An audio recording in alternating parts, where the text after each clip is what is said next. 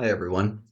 Recently, I received an email from a client asking about the one-page financial plan and specifically what it is that I'm referring to when I send out the weekly newsletter. And it occurred to me that there may be many of you that don't know exactly what I'm referring to.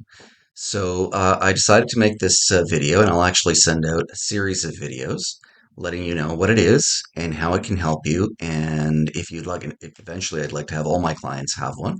But if you'd like to get moving on yours, you can send me an email letting me know, and we can set up a time to start the process. So what you're looking at right now is an example of the one-page financial plan. And what it basically is a summary of your financial plan, and it gives you all of the best, or rather, the most pertinent information with regard to your plan in one page so that you can see everything. So it's got your goal summary, the assumptions we're using in the plan, your net worth summary, your retirement income summary, the status of your income or your goals here, and then a recommendation summary here. We can reference this every time we get together to see where you are in terms of your plan and the progress, which is very important. It's important to note that in the absence of specific goals, okay, the goal for any financial plan is an increase in your net worth over time, and specifically an increase in your real net worth, which is your inflation adjusted net worth. And we'll get to that in a subsequent tutorial. But for now, this is an example of a one-page financial plan. And to start, okay, today I wanted to show you basically how we start. So in this case, this is a sample client. His name is John, last name Sample. And here is an example of his statement of net worth, which is the starting point for our plan. Okay, and a statement of net worth is basically just a detailed summary of your assets and your liabilities. And in this case, John has an RRSP worth about $330,000, a tax-free savings account worth $128,000. He also has an income property, okay, worth $640,000, and his home or his principal residence is worth $950,000. Now, when I say it's worth this, these are basically the most recent values. Okay, we can get exact figures for RRSP and TFSA for the properties. We use basically an estimate. Okay, now here, in terms of the type of asset, this is really for my records, but we want to know whether it's registered, which means it's tax advantaged for your retirement. It's tax free, which would be a tax free savings account, or if he had non registered investments, whether they're taxable. Okay, and that is a record of his assets.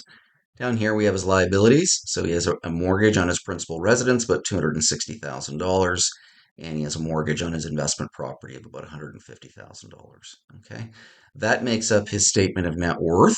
Okay, and this statement of net worth will be the starting point. He has a net worth to start of $1,638,000. And we're going to want to see this grow over time, both in real terms and in nominal terms. And we'll get to that. But we're going to want to see this grow. And that is the basic premise for any financial plan is the growth of your net worth over time. And then, of course, the progress towards your specific goals. Okay, and again, we'll get to that. Now, if John was having some trouble saving, or if he had some cash flow issues, the next step would be to do a cash flow summary, which is here. And a cash flow summary basically is where is the money going? So he has money coming in of $120,000 in terms of employment income.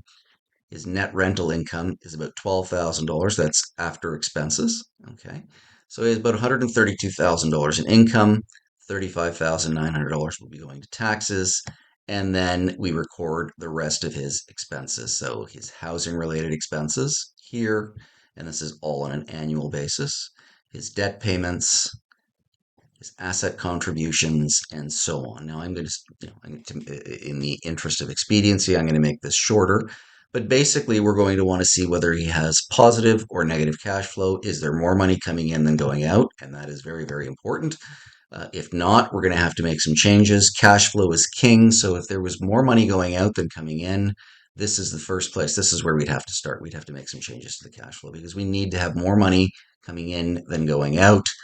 Otherwise, that's a recipe for insolvency and bankruptcy. So we need to adjust that first. Okay. If we need to do that, we can look at his cash flow calculator. We have a cash flow calculator here where we can do a detailed analysis of your cash flow to see where the trouble is, if that's necessary. And then we can look at your cash flow projections here. Now, why are cash flow projections important? Let's take a look and see. We're going to start with the base year of 2024. John's income is $132,000. He's going to be taxes of about $35,900, leaving him with after-tax income of $96,100. When we look at his different expense categories, housing, debt payments, asset contributions, living, and then we can look at the totals.